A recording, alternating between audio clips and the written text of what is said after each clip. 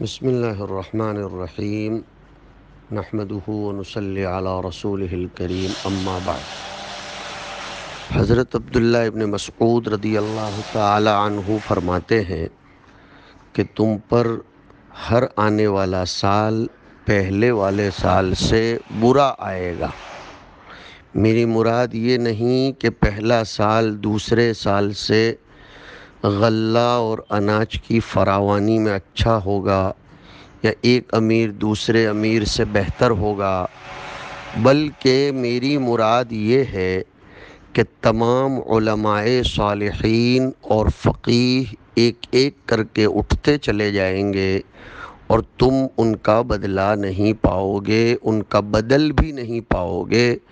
اور قحط الرجال کے اس زمانے میں بعض لوگ ایسے پیدا ہوں گے جو دینی مسائل کو محض اپنی ذاتی قیاس آرائی سے حل کریں گے۔ حضرت عبداللہ ابن مسعود کے بتانے کا مطلب یہ ہے کہ ہر بعد کا دور دوسرے سے زیادہ شر و فتنہ لے کر آتا ہے۔ اس سے مراد دنیاوی اعتبار سے خیر و شر نہیں بلکہ دینی اعتبار سے خیر و شر مراد ہے۔ پھر فرمایا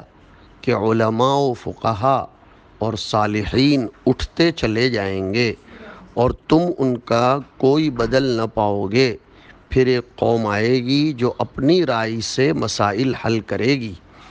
حضرت عبداللہ ابن مسعود ایک فتنے سے ہم سب کو آگاہ فرما رہے ہیں کہ علماء نہ ہونے کی وجہ سے لوگ محض قیاس اور رائے سے اپنے جاہل ہونے کے باوجود دینی مسائل و احکام کا حل پیش کریں گے، خود بھی گمراہ ہوں گے اور دوسروں کو بھی گمراہ کریں گے۔ اس میں علماء و فقہا کے اٹھائے جانے کا جو ذکر ہے اس سے مراد ایک تو حقیقی علماء اور فقہا ہیں، ورنہ تو نام کے علماء دنیا میں بہت سے رہیں گے جو خود ہی دین کی سمجھ نہ ہونے کی وجہ سے عوام کل انعام کے حکم میں ہوں گے اور یہ صرف لفظوں کے مشاق ہوں گے۔ دوسرا اس سے مراد یہ ہے کہ اکثر علماء و فقہا اٹھ جائیں گے ورنہ کچھ حقیقی علماء تو قیامت تک رہیں گے ہی رہیں گے، یعنی قریب قیامت تک، جیسا کہ حدیث آئی، مگر ان کی تعداد کم ہوگی اور ان کی تعداد کے کم ہونے کی وجہ سے طرح طرح کے فتنے امت میں اٹھتے رہیں گے۔ ہم آج کل اس کا نمونہ دیکھتے ہیں کہ کس طرح دین سے جاہل اور عاری ہونے کے باوجود بعض لوگ محض مال یا جاہ و شہرت کی خاطر دین میں رائے زنی کر کے امت کو گمراہ کرنے کی کوشش کر رہے ہیں۔ ہمیں یہ سب نظر آ رہا ہے۔ ایک روایت میں فرمایا، حضرت معاذ رضی اللہ تعالی عنہ جب بھی وعظ کے لیے بیٹھتے تو یہ کلمہ ضرور فرماتے، کیا؟ خوب سنیے، اس سے ہمیں سبق ملتا ہے کہ اللہ تعالیٰ فیصلہ کرنے والا، انصاف کرنے والا، شک میں پڑنے والے ہلاک ہوئے، یعنی اللہ فیصلہ کرنے والا ہے، انصاف کرنے والا ہے۔ پھر آگے یہ فرماتے کہ شک میں پڑنے والے ہلاک ہوئے۔ ایک دن حضرت معاذ نے فرمایا، تمہارے بعد بہت سے فتنے پیدا ہوں گے۔ اس زمانے میں مال تو بہت ہوگا اور قرآن ہر ایک کے لیے کھلا ہوا ہوگا،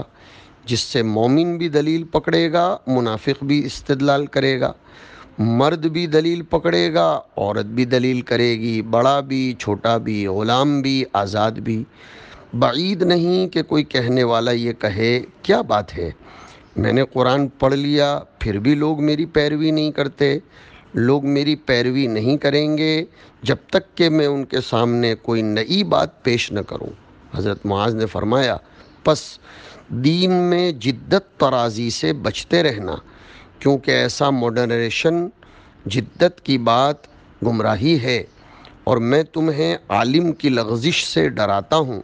کیونکہ شیطان کبھی کبھی گمراہی کی بات عالم کے منہ سے بھی نکلوا دیتا ہے، اور کبھی منافق آدمی بھی سچی بات کہہ جاتا ہے۔ راوی کہتے ہیں کہ میں نے کہا، حضرت مجھے کیسے پتہ چلے گا کہ صاحب علم نے گمراہی کی بات کہی اور منافق کے منہ سے کلمہ حق نکلا، آخر حق و باطل کی شناخت کا معیار کیا ہوگا؟ فرمایا ہاں میں بتلاتا ہوں، صاحب علم کی ایسی مشتبہ بات سے پرہیز کرو جس کے بارے میں عام اہل علم کی جانب سے کہا جائے کہ یہ کیا بات ہوئی، ایسی صورت میں سمجھ لو کہ یہ بات غلط ہے، لیکن صرف اس غلطی کی بنا پر تمہیں اس سے برگشتہ اور اعراض نہیں کرنا چاہیے، کیونکہ شاید وہ اپنی غلطی سے رجوع کر لے۔ ہاں، حق واضح ہو جانے کے بعد بھی وہ اپنی غلطی پر اصرار کرے تو پھر تو ایسا شخص عالم ہی نہیں بلکہ جاہل ہے، اور حق بات خواہ کسی سے سنو اسے قبول کر لو، کیونکہ حق پر نور ہوتا ہے اور حق پر نور بھی ہوتا ہے۔ حضرت معاذ فقہائے صحابہ میں سے تھے۔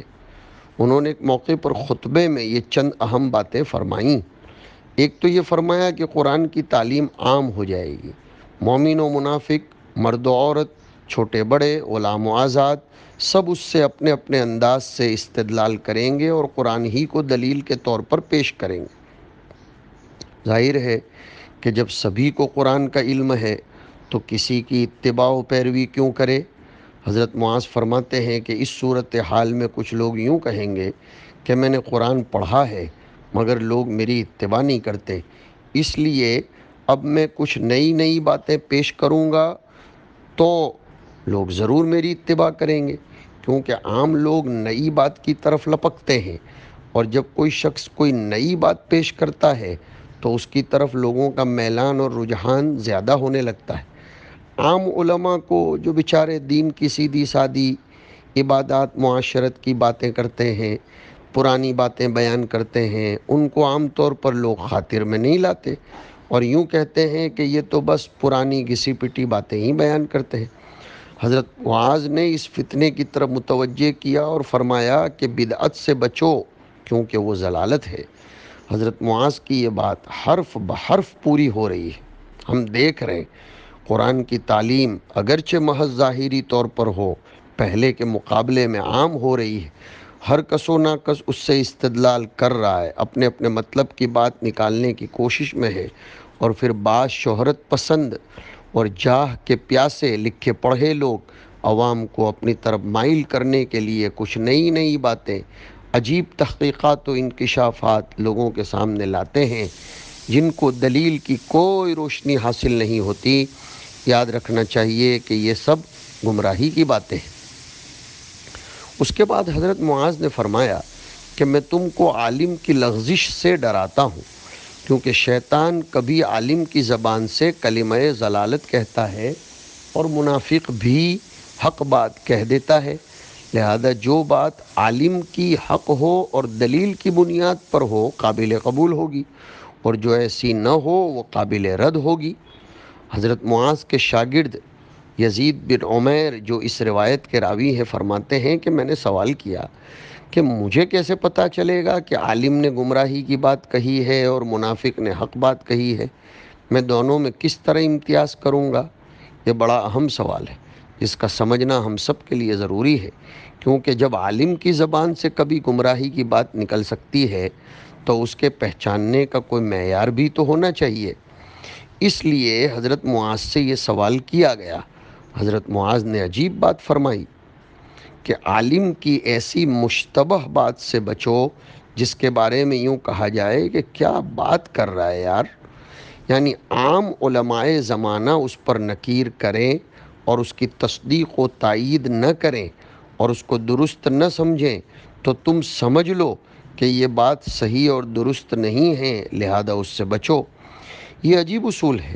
واقعی صحیح اور معقول اصول ہے